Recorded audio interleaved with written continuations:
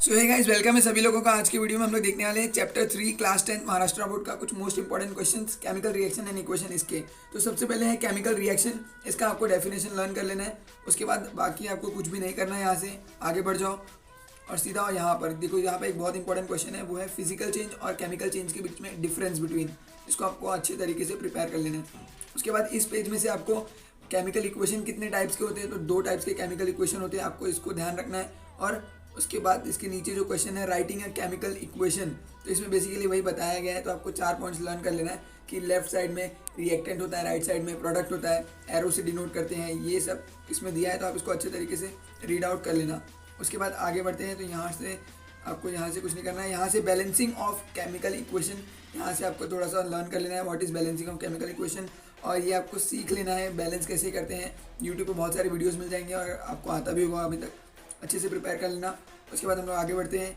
यहाँ से आपको देखो टाइप्स ऑफ केमिकल रिएक्शन, ये बहुत इंपॉर्टेंट टॉपिक है इस पूरे चैप्टर का, मतलब पूरा कोर है ना यहीं पर है इसका। तो आपको हर एक जितने भी टाइप्स के केमिकल रिएक्शन है, बेसिकली 4 टाइप्स के केमिकल रिएक्शन है। उसके बाद एंडोथर्मिक, एक्सोथर्मिक है और ऑक्सीडेशन रिडक्शन आपके टेक्स्ट बुक में दिया है। तो ये इन सबको कर लेना है आपको 2 एग्जाम्पल के साथ। तो इसका डेफिनेशन लर्न करना है और इसके 2 एग्जाम्पल्स आपको करने हैं लर्न। उसके बाद आगे बढ़ जाते हैं। जैसे देखो दूसरा इधर पे डीकम्पोजिशन, इसको इसका डेफिनेशन और इसके 2 एग्जाम्पल आपको लर्न करने हैं। उसके बाद हम लोग आगे बढ़ जाते हैं। कभी कभी ऐसा भी होगा कि ये इक्वेशन आपको दे दी जाएगी और आपसे पूछा जाएगा कि ये कौन से टाइप का रिएक्शन है, तो आपको बताना होगा हाँ ये डीकम्पोजिशन टाइप ऑफ रिएक्शन है। उसके बाद हम लोग आगे बढ़ते हैं। तो देखो डिस्प्लेसमेंट वाला करना है, इसका 2 एग्जाम्पल करना है, और वैसे ही डबल डिस्प्लेसमेंट वाला करना है, उसका 2 एग्जाम्पल करना है।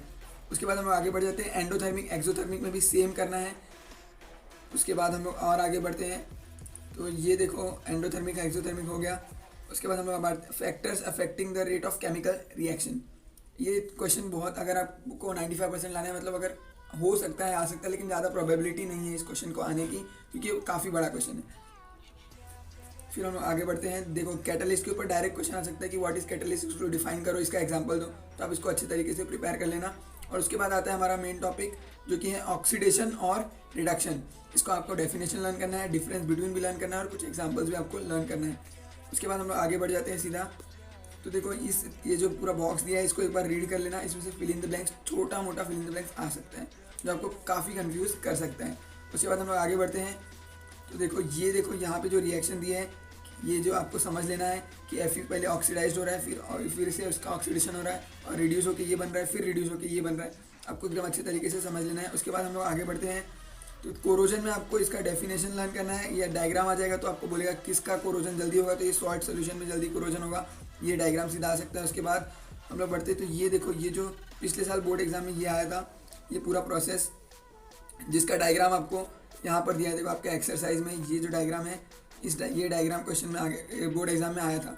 इस डायग्राम को आपको समझ लेना है। डायग्राम बनाने के लिए नहीं आएगा, लेकिन इस डायग्राम के ऊपर बेस क्वेश्चन आ सकता है, जो कि आपको एकदम अच्छे से तरीके से डायग्राम को समझ लेना है। उसके बाद बाकी बात करें तो आपको ये जो फिल इन द ब्लैंक्स ये सारा कर लेना है। ये जो एग्जाम्पल्स है सबको कर लेना है। साइंटिफिक रीज़न में जो मोस्ट इंपॉर्टेंट साइंटिफिक रीज़न है वो देखो आपका ये है, इट टेक्स, ये वाला सेकंड वाला, उसके बाद लास्ट वाला और फर्स्ट, ये तीनों बहुत ज़्यादा इंपॉर्टेंट है। अगर आपके पास टाइम है तो आप सारा का सारा एक्सरसाइज क्वेश्चन पूरा का पूरा लर्न कर लो। उसके बाद बात करें तो क्वेश्चन आंसर्स में, तो इसमें जो मैंने अभी टेक्स्ट बुक में बताया वही सब इसके अंदर भी दिया है, तो इसमें से भी आपको सारे कर लेने हैं। उसके बाद हम लोग आगे बढ़ते, तो ये देखो ये सब का आपको अच्छे तरीके से प्रैक्टिस कर लेना है, कौन सा ऑक्सीडेशन, किसका ऑक्सीडेशन रिडक्शन हो रहा है, क्योंकि टेक्स्ट बुक से डायरेक्ट क्वेश्चन भी उठ के आ सकता है। उसके बाद ये देखो एंडोथर्मिक एक्सोथर्मिक रिएक्शन कौन सा है, ये भी आपको अच्छे तरीके से समझ लेना है। देखो जिसके अंदर हीट अंदर होता है तो वो है एंडोथर्मिक, हीट जिसके अंदर बाहर रहता है वो है एक्सोथर्मिक। ठीक है, तो बेसिकली इतना ही था।